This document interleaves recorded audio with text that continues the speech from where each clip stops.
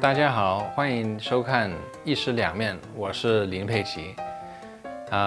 不少朋友问我中文学得这么好，然后他们来到温哥华10几年、20年，但英语还不能说，是怎么回事？事实上我在中国学的汉语就学了4年，所以我们来讨论一下学外语的一些技巧、一些方法。学语言都是靠环境的，不少外国人跑到中国，也学不会汉语的啊。然后不少中国人移民到这儿呢，也没学好英语。我在中国也请了一个保姆照顾我的孩子，然后保姆的英语是为0，但是照顾了3、4年之后，保姆的英语很厉害，我孩子的中文很糟糕所以我知道学语言100%要靠环境的。我到了中国，我就没有跟外国人在一起，我的朋友们都是中国人，然后我就逼着自己讲中文，每天。事实上，大学毕业了之后，我的英语也有一点下降了。我的一些老乡们觉得，你的英语有点怪，所以我就立刻开始读英文书了，然后看英文报纸，因为我知道我的英语就有一点下降了。所以真的是要靠这个氛围。第二呢，我是稍微有一点天生的这种对语言的技巧，我学过葡萄牙语、西班牙语、意大利语都很感兴趣呢。事实上我的方法呢就是模仿，对方是怎么说，我也是怎么说，所以口音各方面我其他语言也讲的会比较像。所以你也可以练一下模仿能力，就是比如说打个比方，你中文里面你能模仿一个北方人、一个南方人、一个台湾人吗？你能模仿得出来这样子就事实上对你的舌头和对这个语言的理解就有帮助的。来到加拿大的中国人学不会英语的原因，大部分是因为他们一个是没有基础。所以基础是最难的那一块的，基础学习最辛苦最累的，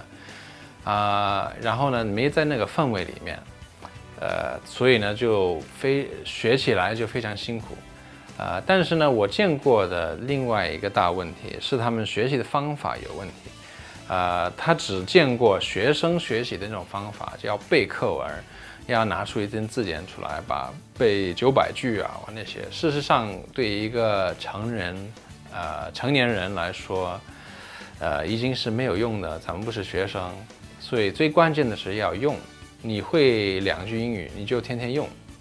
你会3个单词，你就天天用。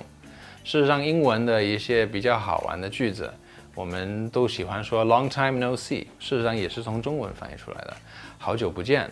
但是中国人的英语比较差，英文怎么说 long time no see 呢？好久不见怎么说呢？我们英语规范的语法来说是 I haven't seen you for a long time， 就很别扭又长。但是中国人过来就直接翻译出来，他只会 long 很久吗 ？long time no see 不见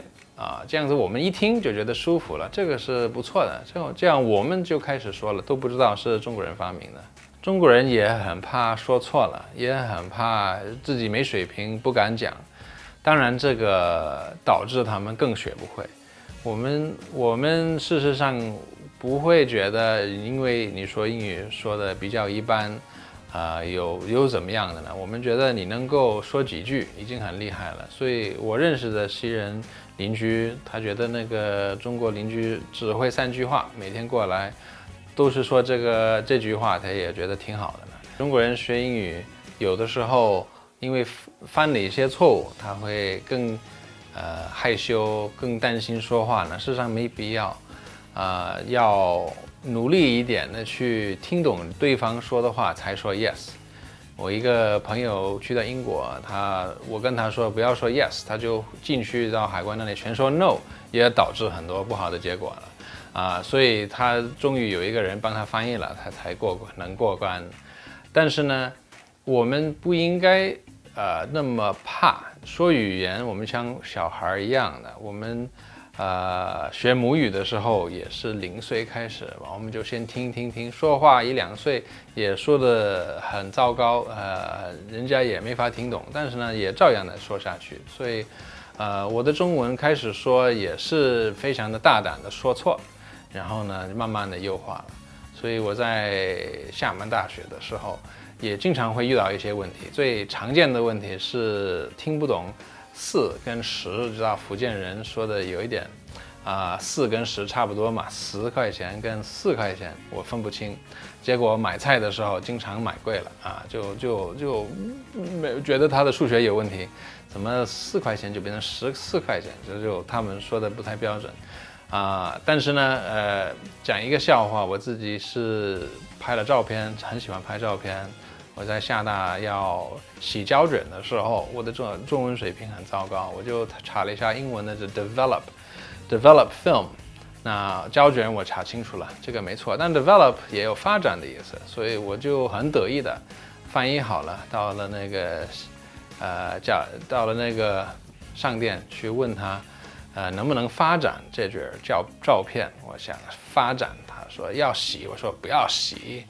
你用什么洗？他说用水。我说不要洗，你要发展。搞了半天，我才放心了才